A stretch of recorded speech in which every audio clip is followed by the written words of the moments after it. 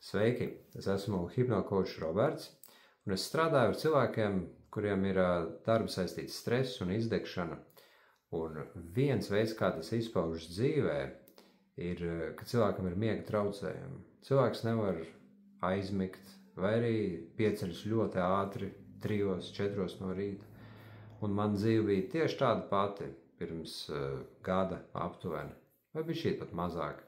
Jo es terapiju sāku pagājušā gada jūnijā, tā kā mazāk par gadu ir pagājis, kopš man visas tās problēmas vēl joprojām bija. Es cēlos ļoti agri, 3, 4 no rīta, nevarēju vienkārši pagulēt. Un es mēģināju visādas metodas, melatonīna tabletes dabūju, nepalīdzēja. Tālāk es taisīju meditācijas, visāda veida atslābināšanās pirms gulētiešanas, arī tas nepalīdzēja. Tālāk es pat izmantoju tādus speciālus plāksterus, ko uz rokas līmē, kur ir iekšā kaut kāda viela, kas, it kā palīdz aizmigt. Un arī tas nepalīdzēja. Un manā specifiskajā gadījumā man nebija problēmas tieši aizmigt, bet nogulēt tās vajadzīgās stundas. Un neko es nevarēju tur padarīt, un beigās es samierinājos, ka tā vienkārši ir, un dzīvoju. Bet tas, kā es jutos pārsvarā visu dienu, bija vienkārši neaprakstāmi briesmīgi, atklāti sakot, kā zombijs. Vienkārši tā sajūta, nav motivācijas, enerģijas nav. Un nebija pat tā, kad nāk baigi miegs, nenāca tāds tur plīsiens virsū, ka tev atslīp ciet darbā, nē. Tu vari funkcionēt, tu visu dari, bet tu vienkārši jūties iekšā, ka viss tur sīts, tā īd, nav spēka, tev visu laiku ir ar sakostiem zobiem jāiet pa dzīvi. Principā tas dedzināja pusi no manas enerģijas stabili. Un es varu derēt, kad, ja tev ir šādas te problēmas vai līdzīgas, tad tu zini tieši par to iekšējo stāvokli, par ko es runāju. Tad, kad mēs ar manu koču sākām risināt manas miega problēmas terapijas laikā, tas bija vienkārši brīnumaini, kā tas viss atrisinājās.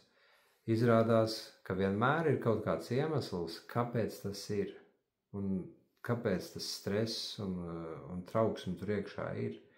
Un tas jau ir tieši tas stress un trauksme, kas to visu rada. Dēļ tā mēs arī nevaram pagulēt, jo loģiski, vai ne?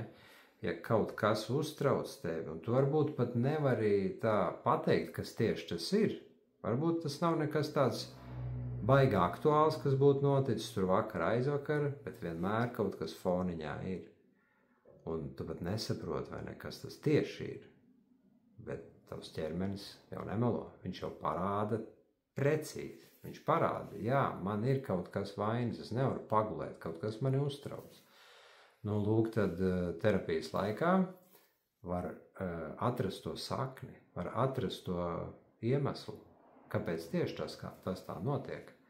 Un tad to var smuki dziedināt, palaist, un cilvēks atkal atgūst miegu. Tieši tāpat kā ar maniem tas notika. Un ja tu vēlies, lai tev atgriežas labs miegs veselīgs, tad nāc uz izaugsmesterapija.com, paraksties uz brīvo konsultāciju, kuras laikā es tev parādīšu precīzi, kā es strādāšu ar tavām emocijām, ar iekšējiem tiem stāvokļiem, un mēs identificēsim precīzi to emociju, kas tev traucē labi gulēt. Un tad mēs varēsim turpināt strādāt ar tevi un atrisināt visas tās bloķējošās emocijas, visus tos trauksmes iemesls un trauksmes avots, kas traucē tev gulēt labi. Un tu beidzot varēsi sākt normāli atkal gulēt kā normāls cilvēks. Un tādējādi būsi normāls darbinieks darbā, normāls vīrs vai sieva ģimenē, normāls tētis vai mamma saviem bērniem. Visa dzīves kvalitāte vienkārši uzlabojas 100%. Tā kā droši nāc, piesakies un strādāsim